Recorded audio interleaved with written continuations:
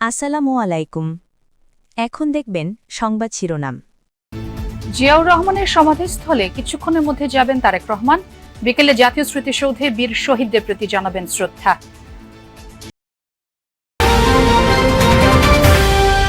তারেক রহমানের প্রত্যাবর্তনে উজ্জীবিত বিএনপি নেতাকর্মীরা। প্রত্যাশা, অবসান হবে সব সংকটের, সম্ভাবনাকে কাজে লাগাতে চ্যালেঞ্জ মোকাবেলার তাগিদ। ভোটার হতে কাল আবেদন করবেন বিএনপির ভারপ্রাপ্ত চেয়ারম্যান। বাধা নেই বলছে ইসি। সশরীরে উপস্থিতির কারণে গুরুত্ব পাচ্ছে নিরাপত্তা ইস্যু।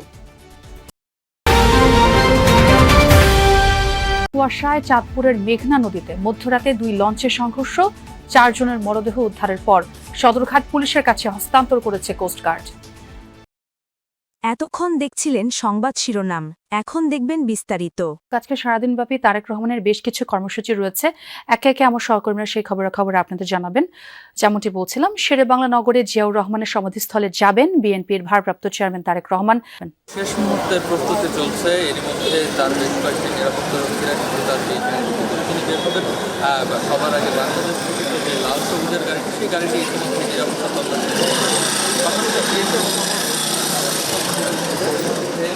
পুরো গাড়িবহর প্রস্তুত করে ফেলেছেন, অর্থাৎ প্রোটোকল সহ একটি অ্যাম্বুলেন্স সহ র্যাবের গাড়ি এবং সিএসএফ এর গাড়ি, বিভিন্ন ধরনের প্রোটোকলের গাড়িবহর কিন্তু ইতিমধ্যে প্রস্তুত করা হয়েছে। পাশাপাশি তার এই পুরো যাত্রাপথে যারা যারা সঙ্গী হবেন তাদের সবাই কিন্তু এর মধ্যে সেই বাসটিতে উঠে পড়েছেন এবং কিছুক্ষণের মধ্যেই হয়তো বিএনপির ভারপ্রাপ্ত চেয়ারম্যান তারেক রহমান এই 196 নম্বর বাসাটি থেকে বের হবেন এবং সেই জন্যই কিন্তু বাইরে বেশ কিছু নেতাকর্মীরা কিন্তু অপেক্ষা করছেন, যারা ঠিক তার এই গাড়িবহরের পেছন পেছন রওনা হবেন এই দুটি জায়গায় যাওয়ার জন্য। মূলত প্রথমে তিনি যাবেন জিয়াউর রহমানের সমাধিসৌধে এবং সেখানেই তিনি দোয়া মোনাজাত পাঠ করবেন এবং সেখানেও আমরা দেখেছি যে যাওয়ার পথটি জুড়ে কিন্তু নেতাকর্মীদের ভিড় লক্ষ্য করা যাচ্ছে। তবে এই গুলশান এভিনিউয়ের যে তার বাসভবনটি আছে, এই তার বাসভবন ঘিরে কিন্তু ইতিমধ্যেই যে নিশ্ছিদ্র যে নিরাপত্তা ব্যবস্থা সেটি কিন্তু নেওয়া হয়েছে। পাশাপাশি আমরা দেখতে পাচ্ছি যে এই পুরো জায়গাটিতে কিন্তু জনসাধারণের যে যান চলাচল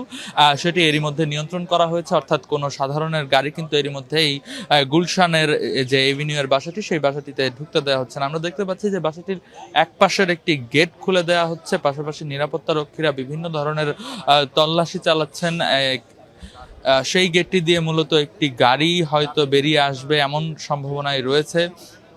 আমরা দেখছি যে সেই বাসাটির বাইরেও কিন্তু নেতাকর্মীদের অবস্থান, পাশাপাশি পুলিশের যে পুরো কড়া নিরাপত্তা, নিশ্চিদ্র যে নিরাপত্তা ব্যবস্থা সেটি কিন্তু বেশ লক্ষণীয়। অর্থাৎ নিরাপত্তা কর্মীদের যে প্রস্তুতি, সেই প্রস্তুতি দেখে বোঝা যাচ্ছে যে কিছুক্ষণের মধ্যেই হয়তো বিএনপির ভারপ্রাপ্ত চেয়ারম্যান তারেক রহমান কিন্তু এই বাসভবন থেকে বেরোবেন এবং সমাধিস্থলের যাওয়ার জন্য রওনা করবেন বলে ধারণা করা যাচ্ছে। এবং যেমনটি কথা ছিল প্রথমে যে তিনি গুলশানের আশপাশে একটি মসজিদে নামাজ পড়বেন, তবে সেই মসজিদের নামাজ পড়া সম্ভব হয়নি বলেই কিন্তু এখন পর্যন্ত তিনি বের হতে পারেননি। আমরা দেখতে পাচ্ছি যে তারেক রহমানের যে বুলেট প্রুফ যে গাড়িটি তার জন্য আনা হয়েছিল, সেই গাড়িটি কিন্তু সেই বাসার ভেতর থেকে এর মধ্যে বেরিয়ে আসছে। তবে সেই গাড়িটিতে কি চেয়ারপারসন ভারপ্রাপ্ত চেয়ারম্যান আছেন কিনা না, সেই গাড়িটিতে আসলে তেমন কাউকে দেখা যাচ্ছে না। মূলত যেমনটি কথা রয়েছে যে সেই বাসটিতেই তিনি উঠবেন, হয়তো সেজন্যই অপেক্ষা, সেই বাসটিতে কিছুক্ষণের মধ্যেই উঠবেন। আমরা দেখতে পাচ্ছিলাম যে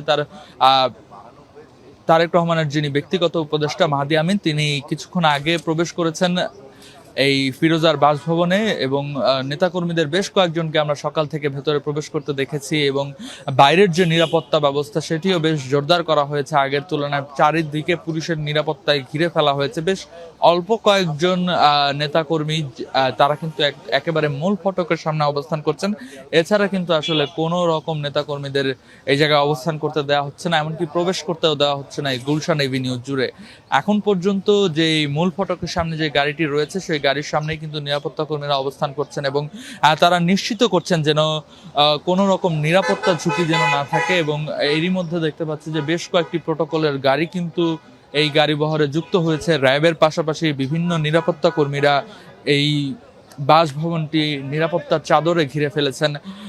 গণমাধ্যম কর্মী ছাড়া কোনো রকমের কোনো কর্মীদেরই কিন্তু ভেতরে যেতে দেওয়া হচ্ছে না। পাশাপাশি যেটি জানানো হয়েছে, এই পুরো রাস্তা জুড়ে কিন্তু বিএনপির এই গাড়িবহরের সাথে থাকবেন বিএনপির মিডিয়া সেলের সদস্যরা, এবং ঠিক মূল ফটকের আগে, অর্থাৎ সবার আগে বাংলাদেশ খচিত যে লাল সবুজের গাড়ি, সেই গাড়িটির পাশেই কিন্তু বিএনপির মিডিয়া সেলের গাড়িও প্রস্তুত হচ্ছে। আমরা দেখতে পাচ্ছি যে পুলিশের সোয়াট ইউনিট ইতিমধ্যেই এই যে গাড়িটি, সেই গাড়িটির সামনে এসে উপস্থিত হয়েছেন, এবং তারাও কিন্তু এই মূল ফটক জুড়ে যে নিরাপত্তা ব্যবস্থা, সেটি কিন্তু জোরদারের প্রচেষ্টা তারা চালিয়ে যাচ্ছেন। অর্থাৎ এই পুরো কর্মযজ্ঞ দেখে আজ করা যায় যে কিছুক্ষণের মধ্যেই হয়তো বিএনপির ভারপ্রাপ্ত চেয়ারম্যান তারেক রহমান এই বাসভবনটি থেকে বের হবেন, এবং বেরিয়ে তিনি জিয়াউর রহমানের যে সমাধিস্থল, সেই সমাধিস্থলের উদ্দেশ্যে রওনা হবেন বলে আমরা ধারণা করতে পারছি।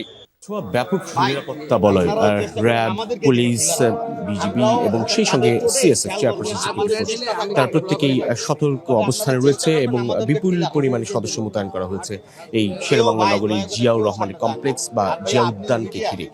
বিএনপি মহাসচিব মির্জা ফখরুল ইসলাম আলমগীর খানিক আগে এসেছেন এখানটায়। এর আগে নেতাকর্মীরা দুপুরের আর্থিক আসলে এই নিরাপত্তা বলয় সৃষ্টি হওয়ার কারণে আপনারই বড় ছেলে এবং এখান থেকেই যাওয়ার কথা হচ্ছে জাতীয় স্মৃতিসৌধে মহান মুক্তিযুদ্ধ শহীদদের প্রতি শ্রদ্ধা জানাতে। এবং যেটি বলছিলাম যে স্থায়ী কমিটির সদস্য মির্জা আব্বাস, আমিরুল ইসলাম চৌধুরী, নবস্থিত নজরুল ইসলাম খান, তারা প্রবেশ করেছেন এবং মহাসচিব মির্জা ফখরুল ইসলাম আলমগীর আসলে অপেক্ষা করছেন এখানটায়, যে তিনি বিএনপির ভারপ্রাপ্ত চেয়ারম্যান নিয়েই প্রবেশ করবেন জিয়াউর রহমানের সমাধি। বাইরে অন্যান্য নেতৃবৃন্দ, অর্থাৎ সেই দলের বিভিন্ন পদে থাকা নেতৃবৃন্দ আসলে প্রবেশ করতে পারছেন না, শুধুমাত্র স্থায়ী কমিটির সদস্যরা আসলে। যদি বলতে চাই, দলের বিভিন্ন পদে থাকা নেতৃবৃন্দ আসলে স্তরের মানুষ শুরু করে দেশের সর্বস্তরের মানুষ আসলে স্বাগত জানিয়েছে আনন্দে স্বতঃস্ফূর্তভাবে। সে কারণে জিয়াউর রহমানের বড় ছেলে তারেক রহমান, যিনি এখন বিএনপির নেতৃত্বে বা বিএনপির হাল ধরেছেন এবং আগামীতে রাষ্ট্রের হাল ধরবেন, এগিয়ে নিয়ে যাবেন কারণ পরিকল্পনা নিয়ে, সেটি উচ্চারণ করলেন মহাসচিব। বলছেন যে তিনি যে পরিকল্পনার কথা বলেছেন, I have a plan, we have a plan, সেই প্ল্যান থেকে কার্যকর করতে সর্বস্তরের সব দলের মতে আসলে সহযোগিতার প্রয়োজন। সবকিছু মিলিয়ে গণতন্ত্র অনুষ্ঠান, গণতান্ত্রিক সংগ্রাম এবং রাষ্ট্রকে এগিয়ে নিয়ে যাওয়ার জন্য, সাধারণ মানুষের জীবন উন্নয়নের জন্য কিন্তু ভারপ্রাপ্ত চেয়ারম্যান তারেক রহমানের এই গুরুত্বপূর্ণ ভূমিকা রাখবে।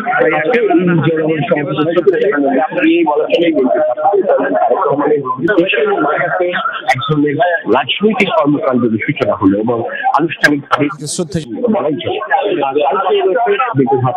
বেশ কিছু কর্মসূচি আগামীকাল সকালে তার নিবন্ধন কার্যক্রম